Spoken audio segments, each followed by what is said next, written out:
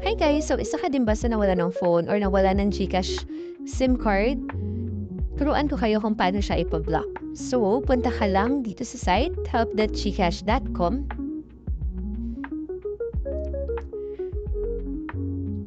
Once nandiyan ka na, you have to click on your account. Next is, click mo yung logging into GCash. And scroll down, click mo yung I lost the SIM or phone where my GCash account is registered. Scroll down ka pa ng konti, you can go to click here to report the loss.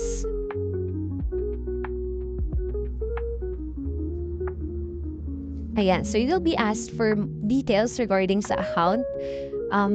Kailangan mo din dito mag-upload ng proof of ownership or ID na registered GCash account mo.